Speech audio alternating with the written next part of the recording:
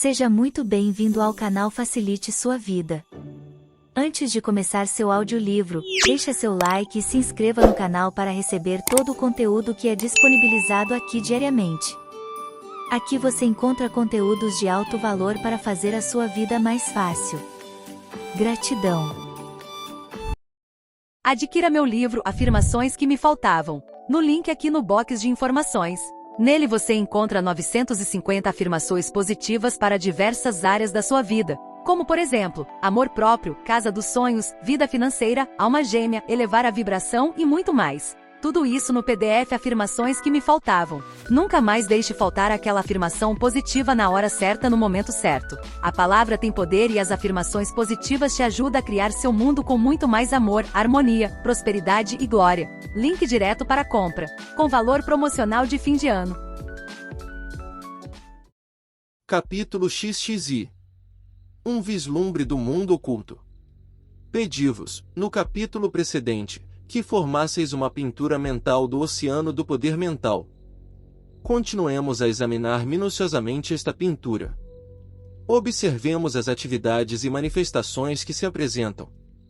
Considerando esta pintura mental mágica, devo imaginar que sois altamente desenvolvidos no ocultismo e que, por conseguinte, podeis ver o que os ocultistas chamam segundo plano. Sem aprofundar o assunto da questão, pois ele não faz parte deste livro, digo-vos que os ocultistas reconhecem 7 planos de vida, dos quais todos têm suas próprias leis e fenômenos. O primeiro plano é o nosso plano material ordinário, cujos fenômenos podem ser observados por todos que são dotados de sentidos físicos. Este primeiro plano é o da matéria, e todos os seus fenômenos são materiais.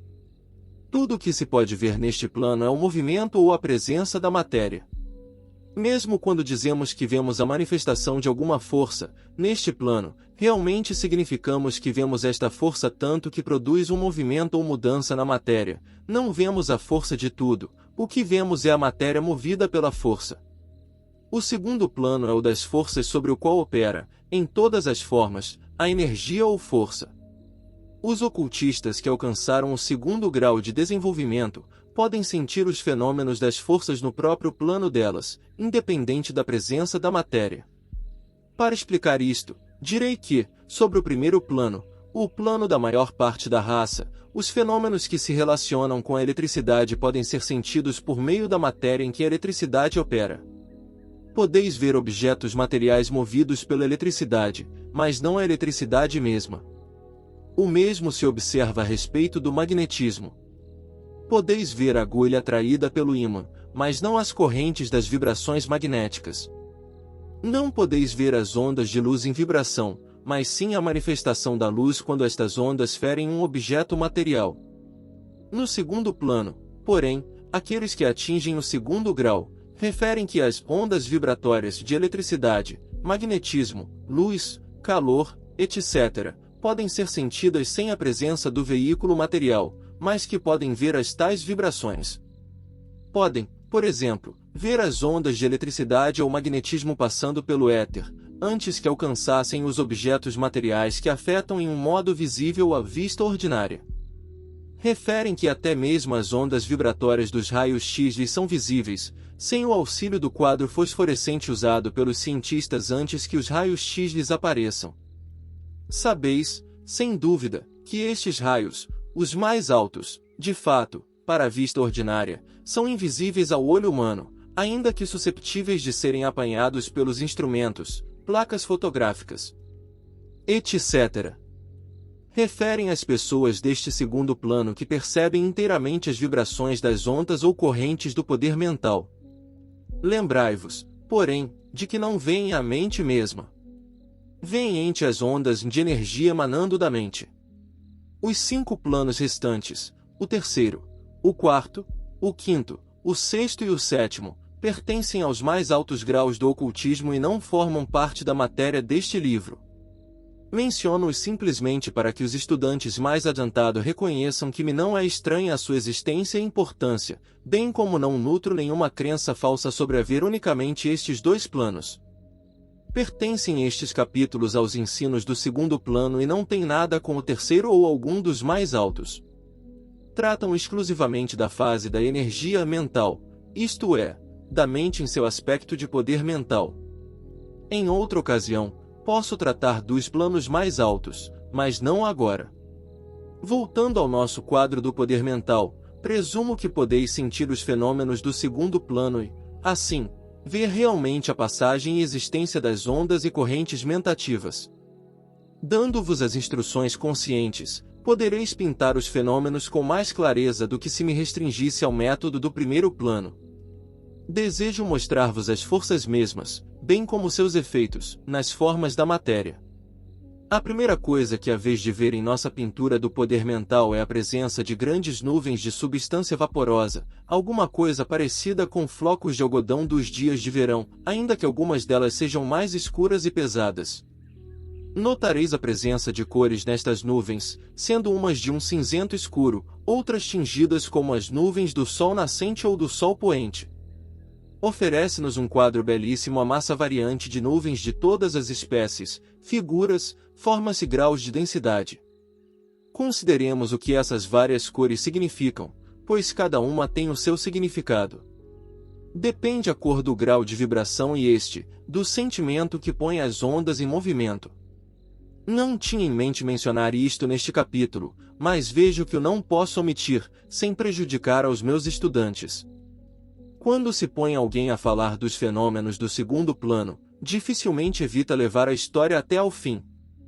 Dou-vos as cores emocionais, a fim de que as possais reconhecer, tanto que as virdes na pintura. Ei-las! O azul é a cor vibratória pertencente ao sentimento espiritual, representa vários sentimentos e emoções de religião. A sombra se faz mais clara quando o conceito religioso ascende na espiritualidade. O azul claro representa um sentimento espiritual alto, desinteressado.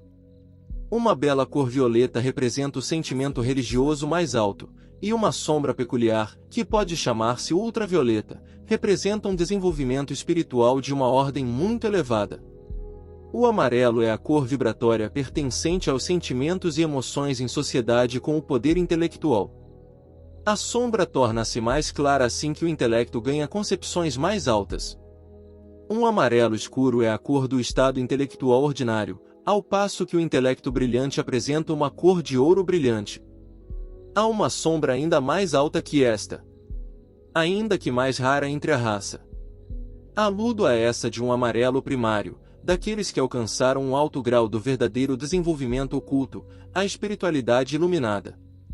Informam-nos os ensinos ocultos mais elevados que essa sombra vibratória é a do espírito ou a essência do ser. É a luz branca pura, de um brilho indescritível.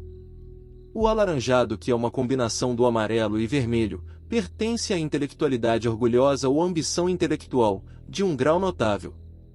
O pardo é uma cor vibratória de avareza e avidez. O vermelho é a cor vibratória da paixão, em todas as suas fases. Vermelho carregado, escuro, pertence às paixões da animalidade e sensualidade. Um vermelho escuro brilhante pertence à ira e ao ódio. Misturado com o preto é ira e ódio provenientes da malícia ou inveja, misturado com verde, denota ódio proveniente do ciúme e da inveja.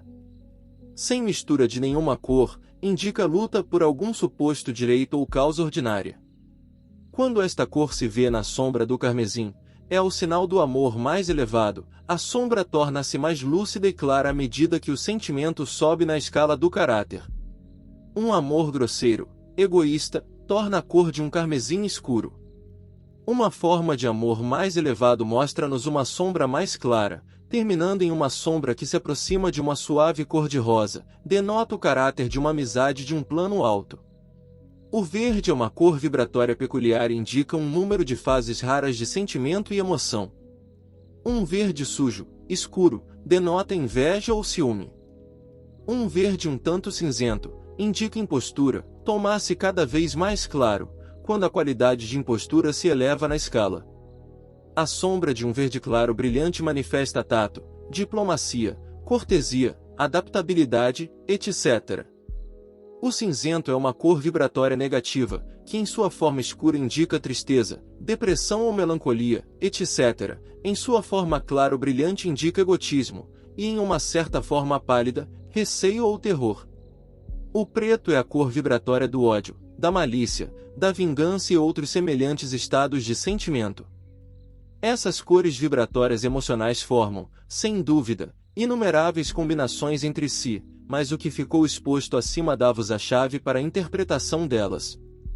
As cores vibratórias dos dois polos mentais dificilmente se podem chamar cores, porque suas cores-formas derivam do caráter do sentimento que inspira e lhes dá o grau de vibração e cor que indica o impulso motivo ou emotivo. Pode-se, porém, dar uma diferença mesmo entre os dois.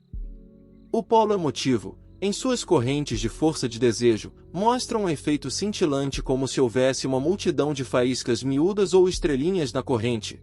O polo motivo, em suas correntes de poder de vontade, mostra um efeito algo parecido com uma multidão de pequenos relâmpagos, cruzando-se no curso ou corrente.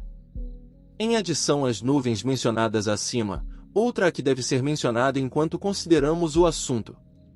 Aludo ao que se pode chamar vibrações de vitalidade que irradiam de um corpo robusto e que são causados pela força vital que penetra o corpo durante a vida, e faz mover-se a máquina física. Preferem alguns chamar-lhe força nervosa.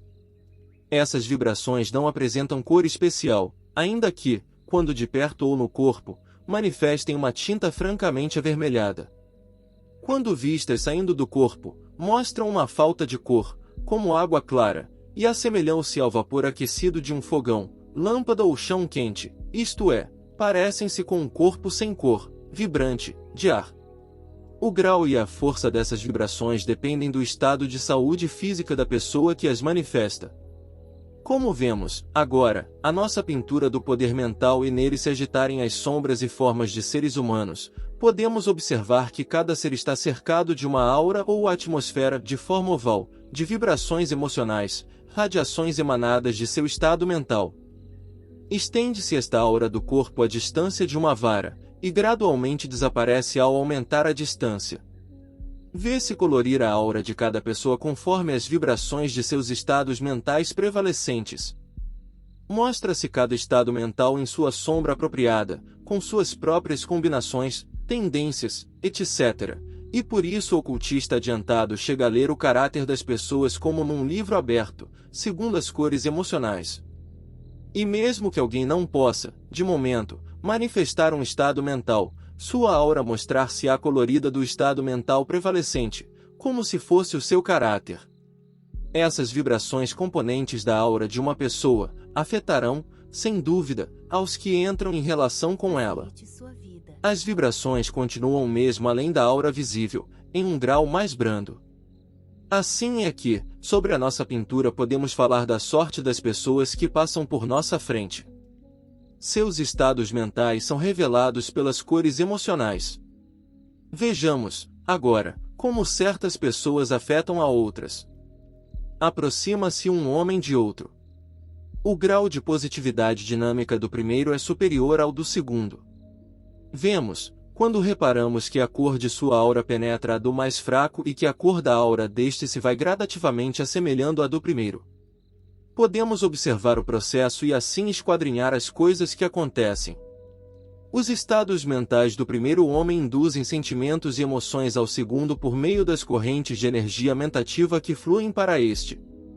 O primeiro homem não se esforça para impressionar ao segundo. Seu magnetismo, tornando-se mais positivo, afeta ao do outro e induz-lhe estados mentais similares. O segundo homem recebe os estados do primeiro, como podemos ver pela mudança na cor. Este é o modo como as pessoas afetam as outras inconscientemente afetadas. É, como vedes, um caso simples de indução mentativa.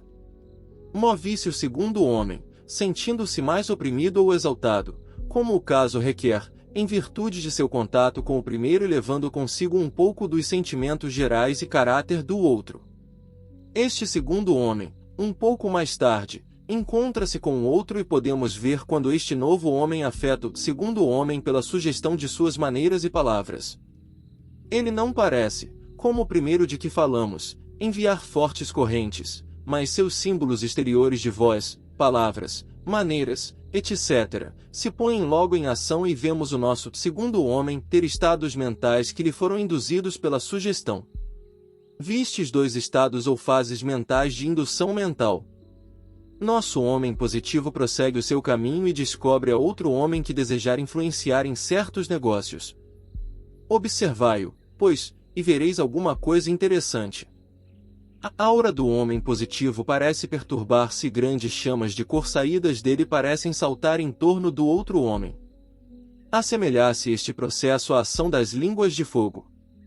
Estas línguas de poder mental enrolam-se em torno de outro homem, umas parecem cintilar como se manifestassem a ação de o atrair para o homem positivo, ao passo que outras parecem bater nele como uma chuva de pequenos relâmpagos. Umas representam a força do desejo, outras a ação do poder da vontade. Dá-nos isto uma boa ilustração da influência pessoal em uma entrevista ou fase de magnetismo pessoal. Quando a ação se faz mais animada, podeis ver o poder da vontade do homem positivo despedindo, diretamente, finos relâmpagos que saem como faíscas de uma bateria elétrica, e podeis notar o processo pelo qual ele bate e neutraliza o poder da vontade do outro, que, cansado e escravizado, se rende às imposições e exigências do mais forte. Este processo se apressa quando a vontade do mais forte impressiona de tal modo a força do desejo do mais fraco, que este se torna admirado ou fascinado. O efeito aumenta ainda mais quando a força de desejo do mais forte estabelece uma indução mentativa de vibrações correspondentes no polo de desejo do mais fraco. Um quarto elemento no ataque fornece-lhe uma força de desejo forte, quando atrai para si a vontade do mais fraco, desde o seu par natural, seu polo de desejo próprio. Este é o caso de um ataque determinado, combinado. Verdade que o homem positivo pode não conhecer um só fato relativo ao poder mental, mas ele aprendeu o processo de afetar e influenciar a outros e de sujeitá-los à sua vontade e desejo, ainda que seja ignorante da explanação científica do processo. Todo indivíduo dinâmico positivo compreende isto instintivamente e seu conhecimento aumenta com a confiança em si mesmo que a prática lhe dá. Essas pessoas passam da cena e podemos ver em seus lugares homens e mulheres seduzindo, encantando, atraindo a outrem, em virtude de operar a sua força de desejo nas linhas do chamado amor, que não é mais que uma paixão animal interesseira, em muitos casos maior que a manifestação desordenada em seus apetites. Vemos em nossa pintura muito disto, mas notamos que muitas pessoas parecem poder repelir facilmente essas atrações e não são afetadas pelas correntes de desejo. Seu estado mental geral é tão diferente que interpõe uma grande resistência e a corrente do ataque é desviada e quebrada, mesmo sem emprego de um grande esforço da vontade. Vemos muitos exemplos disto em todas as formas de influência mentativa. O semelhante atrai o semelhante com sua obra mentativa, e aqueles que são atraídos são geralmente aqueles cujos estados mentais correspondem a uma grande extensão com os das pessoas que os afetam. Há, sem dúvida, exceções a esta regra, devido à ignorância e falta de experiência firmada na confiança e na fé, mas a regra é geral. Continuando a observar a pintura, vedes pregadores influenciando suas congregações, grandes correntes de energia mentativa rolando sobre a assembleia ou igreja. As congregações, estando em uma atitude receptiva e passiva, com as vontades relaxadas, atraem realmente a força dos pregadores. Podeis julgar o grau de sentimento religioso que o pregador espalha, examinando a sombra de sua cor azul emocional. Chegareis a ver uma sombra melhor entre as igrejas estabelecidas, de regra. Notareis também as ondas e correntes da congregação, que formam a atmosfera da igreja e que são imediatamente sentidas pelo estranho que entra por suas portas. Semelhantes coisas notareis nos teatros e reuniões políticas e em todos os ajuntamentos de povo. A cor vos dá sempre a chave do caráter da assembleia e das pessoas que a formam. Vedes, agora, o hipnotizador e seu paciente em um salão público. Notareis que a cor emocional do hipnotizador não é atrativa. Notareis a cor cinzenta neutral da aura do paciente, que parece ter comprimido uma porção de seus próprios estados mentais. É o paciente profissional e um escravo do professor. Vereis o magnetismo do hipnotizador passando para o paciente enchendo completamente a sua mente. Vereis como a vontade do hipnotizador suplanta a do paciente e a domina inteiramente. Notareis que o polo de desejo e o polo de vontade do paciente parecem não mostrar energia própria, mas ser inteiramente movidos pela personalidade e mente do operador. Este é, sem dúvida, um caso extremo, mas ilustra melhor o fenômeno. E, por seu efeito sobre os presentes, podeis determinar o adiantamento neutral deles. A cor vos dá a explicação. A sugestão mental desempenha, sem dúvida, a sua parte em todos esses casos, mas não podemos ver esta, porque não é uma corrente ou onda, senão simplesmente a operação de símbolos exteriores na direção de induzir estados mentais a outros. Podemos ver os estados mentais induzidos, mas só podemos conhecer ouvindo o que se diz e faz. Menciono somente alguns casos que vedes na pintura, com o fim de ilustrar as diferentes fases do princípio e operação da força. Todos eles vos dão meramente uma ilustração da telementação em curto espaço. Continuemos, pois, a examinar os exemplos da operação da mesma força, em curto espaço, em todas as suas fases admiráveis. Antes, porém, de o fazer, lancemos ligeiramente o olhar às atmosferas mentais das capitais, cidades e aldeias, assim como aos edifícios, localidades, etc., que passam diante de nós na pintura. Isto é o mais interessante e instrutivo. Em primeiro lugar, notareis as grandes nuvens de energia mentativa penetrando todo lugar, toda esquina. Cada qual mostra sua própria sombra de cor vibratória, indicando as vibrações que nascem de certos estados mentais prevalecentes. Falei-vos das causas disto em um capítulo precedente e não tocarei aqui nuas suas minuciosidades. Deveis estar lembrados de que vos expliquei como as várias correntes de energia mentativa, de todas as sortes e graus, chegam a cada pessoa, se unem e se misturam, ou neutralizam entre si as suas forças. As correntes de graus semelhantes de vibrações harmonizam-se, formam combinações e misturas. As de vibrações opostas entram em conflito e neutralizam reciprocamente as suas forças. É desta maneira que se formam as atmosferas mentais dos lugares. Podeis vê-las na pintura. Mas, podeis perguntar, por que persistem estas nuvens depois que as pessoas as emitem? A resposta é que a força uma vez posta em movimento persiste por um maior ou menor tempo, que depende de intensidade do impulso original. Assim como a luz de uma estrela, ou antes, sua onda de luz existe e se move muitos séculos depois que a estrela cessou de existir, assim como as vibrações de calor continuam em um quarto depois de removida a causa, assim como os odores ficam, quando a coisa desaparece, assim ficam as vibrações mentativas e suas correspondentes formas de pensamento, longo tempo depois que desapareceu o sentimento original. Sim, por muitos anos, em muitos casos. Desta maneira, lugares, casas, armazéns, etc., conservam atmosferas comunicadas pelas pessoas por longo tempo a começar de quando se afastaram. Os armazéns são insalubres por causa dos estados mentais negativos de algumas pessoas que os ocuparam. As casas são perseguidas em razão das vibrações nascidas de sentimentos ou desejos intensos, ou ainda do horror ou receio de algum criminoso ou vítima. A atmosfera das prisões é bem conhecida do visitante ordinário que sente as vibrações de que o lugar está saturado. A atmosfera dos lugares de baixos prazeres é igualmente percebida. Conheço um lugar desta ordem, em que as vibrações continuaram muitos anos depois que os inquilinos saíram e os edifícios foram usados para fins comerciais. Os hospitais têm uma influência opressiva sobre a maior parte dos indivíduos. Esses efeitos negativos podem, sem dúvida, ser removidos por um tratamento mental do lugar ou quarto, enviando-lhes correntes de energia mentativa de um caráter estimulante. Por outra parte, a presença de um homem ativo, enérgico, bem-sucedido, ou de homens da mesma qualidade, em um lugar, penetra de vibrações positivas que estimularão a todos os que estiverem nele. Lembra-me um grande edifício de escritórios em uma vasta cidade, o qual se encheu de tal modo das vibrações dos que o ocuparam, aumentadas ainda de outras atraídas, que a influência resultante delas se fez ali uma espécie de inspiração para os que vieram depois a ocupá-lo. De certas pessoas ouvi que, depois que trataram os seus negócios no tal edifício, eles aumentaram, e em igual proporção as suas energias. Há uma lei que fundamenta estas coisas. Se o povo a compreendesse, tiraria muitas vantagens de seus lados positivos e evitaria as fases negativas. Penso que vos dei uma boa ideia nesta direção. Estas grandes nuvens de vapor de poder mental manifestado constituem, muitas vezes, o que chamamos formas de pensamento que passaremos a descrever-vos. Segui as explanações destas coisas como apareceram na pintura.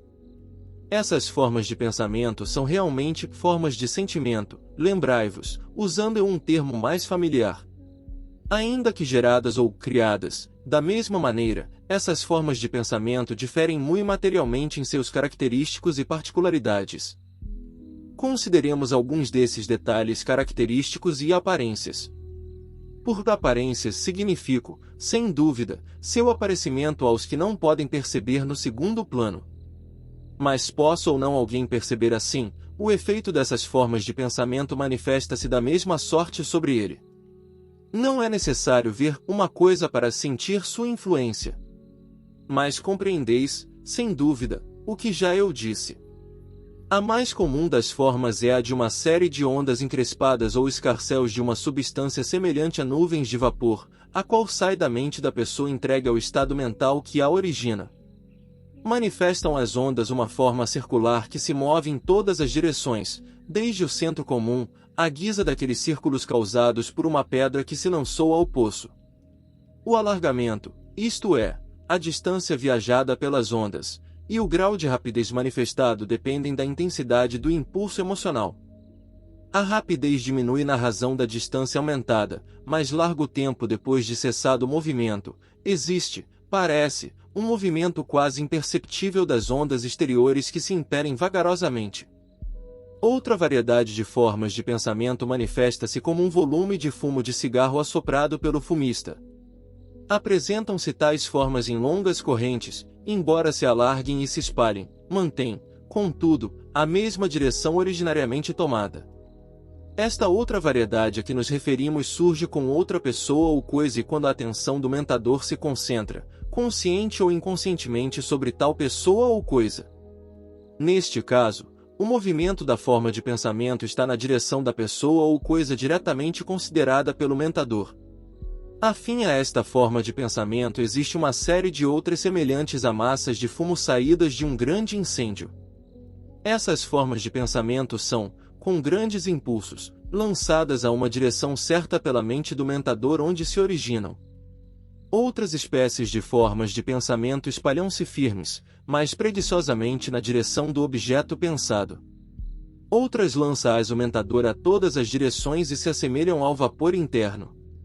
Outra ainda aparece como um clarão de relâmpago lançado de um espelho quando em face do sol.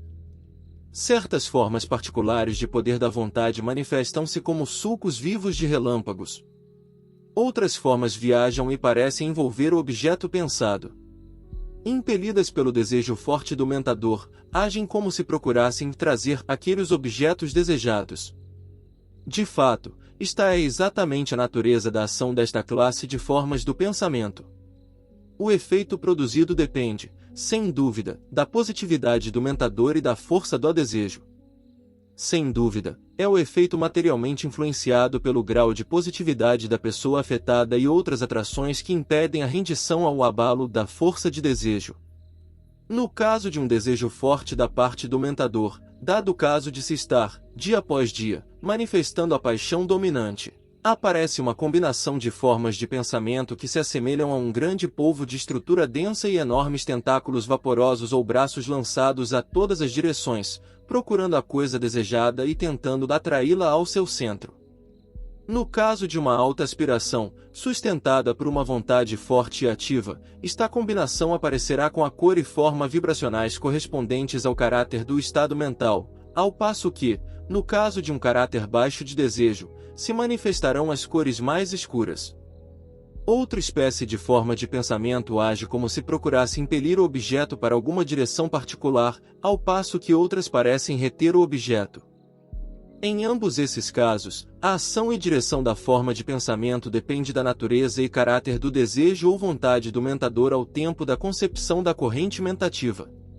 A espécie mais peculiar da forma de pensamento aparece quando o mentador deseja obter informação sobre certo objeto, e emite ansiosamente sua força de desejo em todas as direções para o atrair, quer seja ou não consciente da natureza do processo positivo. Neste caso, a forma de pensamento mantém uma relação delicada com a mente do mentador, e arremessando-se aqui e ali, atrai a si as formas de pensamento emanadas das mentes de outros, que podem chegar a conter as vibrações desejadas. Ela alcança mesmo a presença de outros mentadores e absorve as vibrações mentativas emanadas deles e literalmente rouba suas ideias se eles as não guardaram pela sua vontade. Nesta conexão, chamo vossa atenção para o fato assaz conhecido, que as pessoas, mantendo os mesmos pensamentos ainda que em diferentes partes do mundo, se ponham na mais estrita relação umas com outras, como sabe muita gente por sua própria experiência.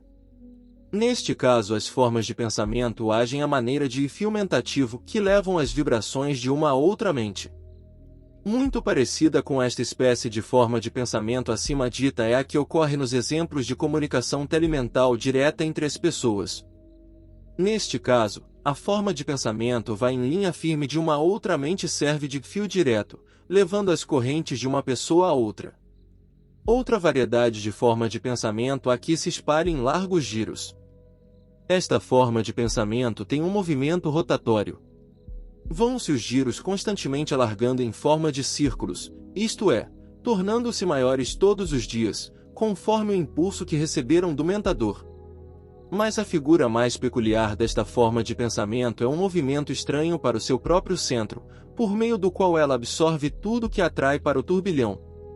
É esta fase manifestada pelos homens de forte positividade, cujos planos e desígnios se estendem em largas áreas pelos homens que se constituem centros dissolvedores, mentativos e atraem tudo que vem a cair dentro da sua influência. De fato, fazem que as coisas venham por seu próprio caminho. Descreve algumas figuras e variedades de formas de pensamento que vistes em pintura. Mas, tanto que continuarmos no assunto, consideraremos, particularmente, outras mais. Tratando destas formas de pensamento, mostrei-as como figuras ou formas, isto é, como uma substância material, a fim de que pudesseis compreender bem a natureza de sua obra. Muitas formas de pensamento são não só coisas, mas ainda tão embebidas ficam no desejo intenso e na vontade do mentador que parecem ser forças vivas. Tais formas de pensamento levam os característicos do mentador a uma extensão tal, isto é, tão embebidas se acham em a natureza que, quando são sentidas, parecem quase como a presença real do próprio mentador fazendo as suas explicações ou alegações. Como produções conscientes, tais casos são raros, sem dúvida. Podem ser bons ou maus. O desejo forte de um moribundo tomou, muitas vezes, uma forma real para uma pessoa amada ou amiga, ainda que a alma daquele se não separasse do corpo. Em caso de desejo veemente ou necessidade, uma pessoa atrai tão fortemente os que se afligem por ela, que estes lhes enviam uma forma de pensamento de auxílio, conselho e assistência. Os ocultistas adiantado podem fazer isso voluntária e conscientemente, mas poucos alcançaram este grau.